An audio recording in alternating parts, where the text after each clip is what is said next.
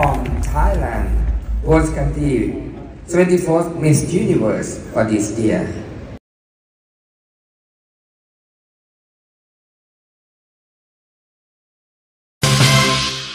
Pasabog ang welcome ceremony ng Miss Universe 2025 ngayong gabi sa Thailand. Suot na mga kandidata ang kanilang nagkagandahang evening gown na ginanap sa MGI Hall ni Wat Itzara Grisil. Opening pa lang ay inodo na. Nagmistulang evening gown competition ang welcome ceremony nang irampa ng mahigit 120 plus candidates ang kanilang nagkagandahan na pasabog evening gowns.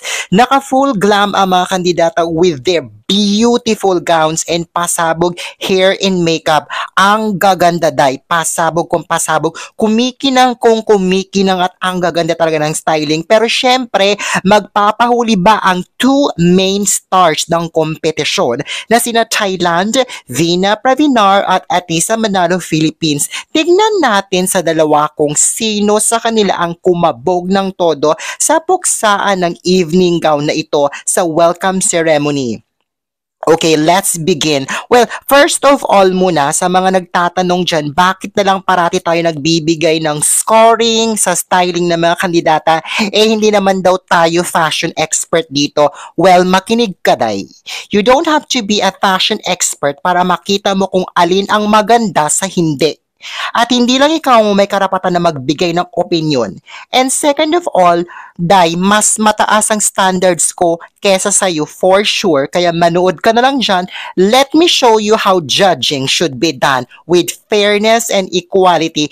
Day, sa lahat ng mga vloggers, Day, dito mo lang makikita sa channel, maririnig ang totoo at honest commentary. Walang halong kasinungalingan, kaplastikan at mga fake positive na mga papuri. Pag maganda, maganda. Kapag hindi maganda, hindi maganda. Okay, let's begin. So,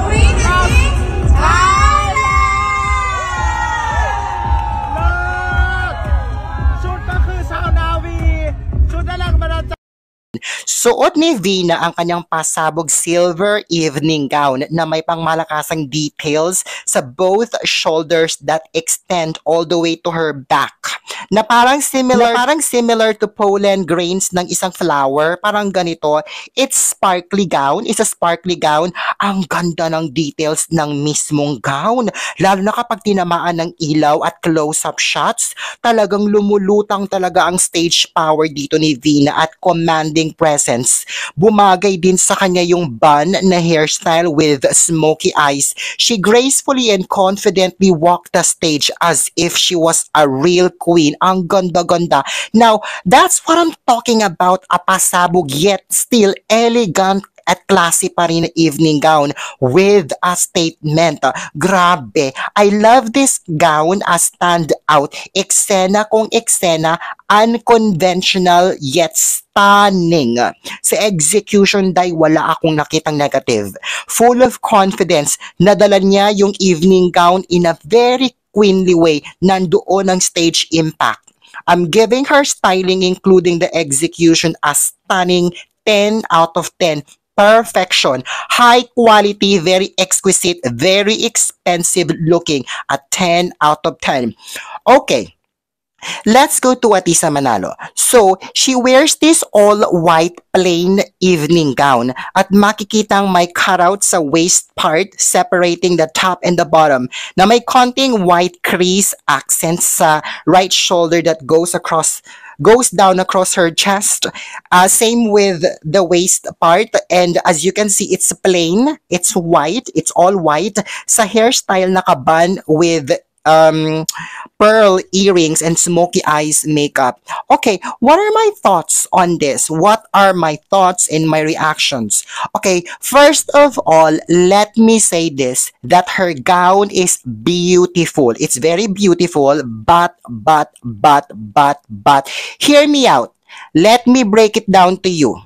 Magkaiba ang gowns na sinusuot pang photo shoots and pictorials sa evening gown naman na sinusuot sa stage when you are competing or performing.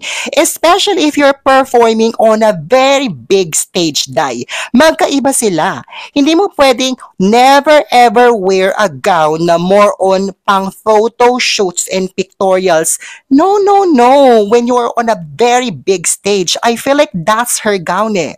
See, when you perform on a very big stage, like whether it's dancing, singing, concert, especially beauty pageants, you need to wear a sparkly gowns or at least may touch ng jewels or mga stones. Why?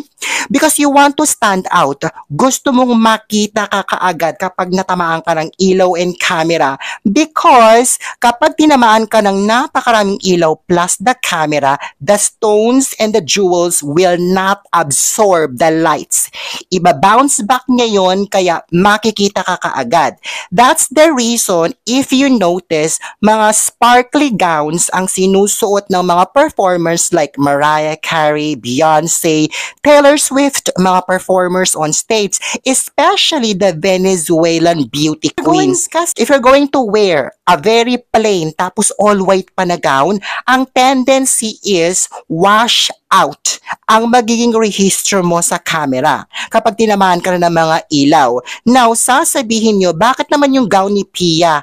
Diba plain blue lang yun? Dahil yung kay Pia, words back, may touch of jewels doon sa sides at doon sa back.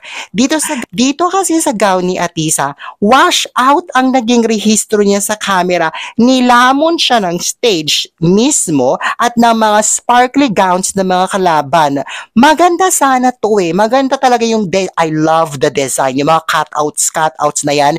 Kung siguro nilagyan nila ng mga jewels, kasi yung design itself talaga, Day, it's really beautiful. Tignan mo, nagtabi-tabi na sila. Nilamon si Atisa Manalo. This is not the gown na appropriate na ilaban sa big stage ng Miss Universe. Tignan mo yung mga gown ng kalaban, Day. Angat na angat kapag natamaan ng ilaw because of the jewels. I'm sad to say that I'm really, really disappointed with the gown she wore. She chose for tonight's event. Nilamon siya ng buong-buo ng stage, Day. Tapos, ano pa, wash out yung naging rehistro niya sa camera because it's all plain. And because it's all plain white, wash out na naging rehistro niya sa camera.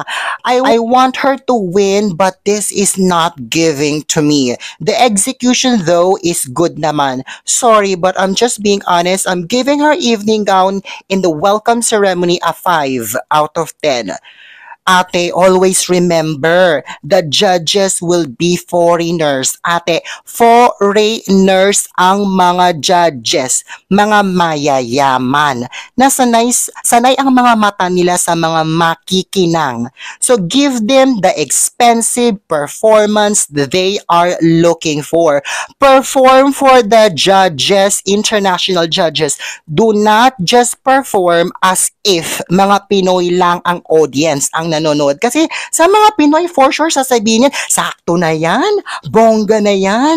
Pero dahil sa mga foreigner na mga mayayaman na sanay yung mga mata nila sa mga kumikinang na expensive na mga clothes at mga bagay-bagay, dahil hindi papasayan, dahil give it to them, the expensive performance that they're looking for. I'm so scared na baka ganito din ang evening gown na susuitin niya sa prelims and finals. Oh my gosh! No! Ayan. Anong say mo sa evening gown ni Atisa Manalo? Kinabog ba nito ang kay Vina? Comment your hanash dyan, bakla. Join in the discussion.